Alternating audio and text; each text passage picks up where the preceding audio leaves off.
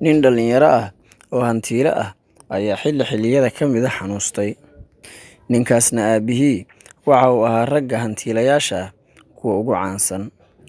Dhakhaatiir badan ayaa soo booqatay bukaankiisii, iyagoo isku dayaya inay dawo ka keenaan xanuunka wiilka haya, laakiin kuma aysan guulaysan.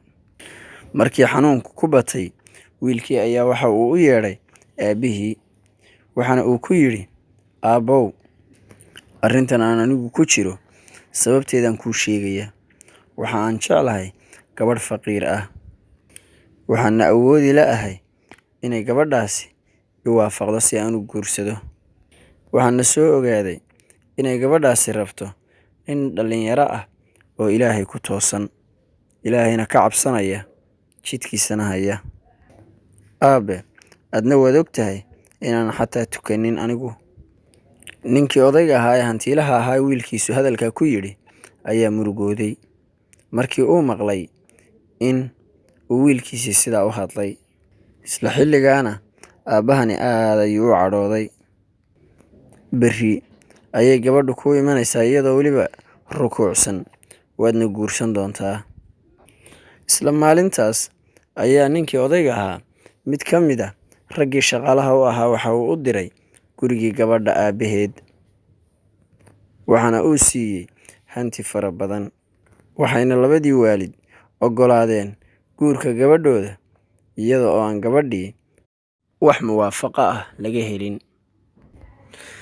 Isla markaana ninkani waxa uu u yeedhay dadkii magaalada culimada u ahaa mid ka mid ah, waxaana uu ku yidhi, "Gabadha oo aan aqbalsanayn guurka wiilkayga, guurkeedu ma ansaxayaa?" Wadaadkii ayaa markuu lacag badan ka qaatay ninkii taajirka ah, waxa uu ku yidhi, "Waa saxmayaa haddiiba gabadha weligeedu uu kuu oggolaado." Muddo yar kadib waxaaba timid gabadhii.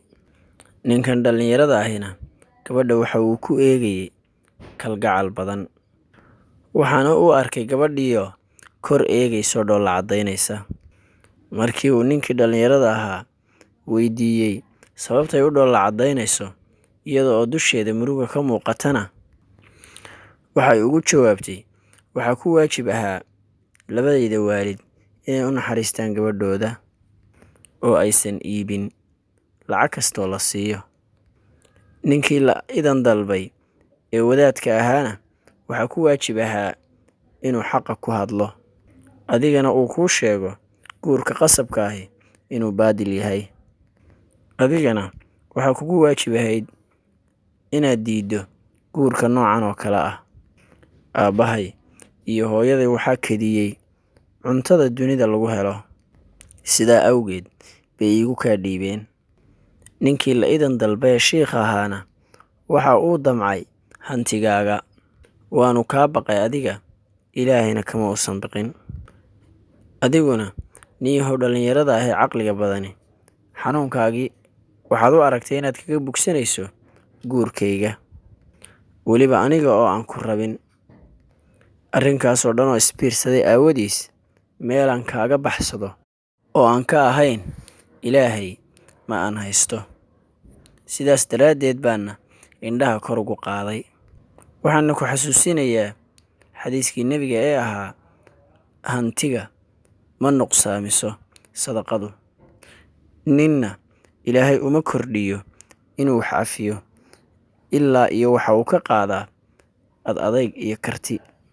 Qofna Ilaahay isuma dhuldhigo ilaa Ilaahay kor ayuu ka dhigaa." Dhammaantood waa ay ku saamooween warbixintii gabadha. Marka wixii qasriga ku jiray oo dhani waa ay ooyeen. Waxaana uu wiilkii aabbihiis ku yidhi, "Aabbo, inaan xanuunkan u dhinto ayaa dhaanta inaan ka jabiyo qalbiga gabadh daahir ah oo Ilaahay u beri ah." Marka uu hadalkaa yidhi, yarkii waxa uu oggolaaday gabadhu inay iska baxdo, iyada iyo labadeeda waalidba, macallaa lacagtii ay qaateen iyagoo wata. Waxaana uu aabbihii ka codsaday in qof qur-aanka bara uu u keeno. Ninkaasi oo baraya arrimaha diinta, kana dhigaya qof Ilaahay ka cabsanaya, si uu jidkaa u raaco waxbarashadaas u codsaday. Muddo yar kadib, ninkii waxa uu noqday nin laasim ah oo diinta Ilaahay ku dheggan, masaajidka ku jira, salaadahana xilligooda tukada, soonkana guta, weliba habeenkiina tukada, Ilaahayna codsada xilliga dambe habeenkii in toobadiisa uu aqbalo. Markii uu ninkii dhallinyarada ahaa ogaaday inuu hadda yahay nin ku dheggan diinta Ilaahay, ayuu waxa uu kaxaystay waalidkii, wuxuuna shukaansi u aaday gabadhii. Waxaana uu u tegey iyaga oo aad mooddo inay sugayeen. 1 sano kadib, isaga oo nadiif ah, waana ay waafaqday inuu guursado. Labadii qofna waxay ku noolaayeen nolol wanaagsan oo raallinimo ku jirto. وسارعوا إلى مغفرة من ربكم وجنة عرضها السماوات والأرض أعدت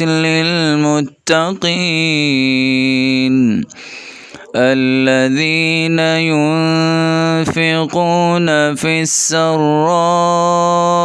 والضراء والكاظمين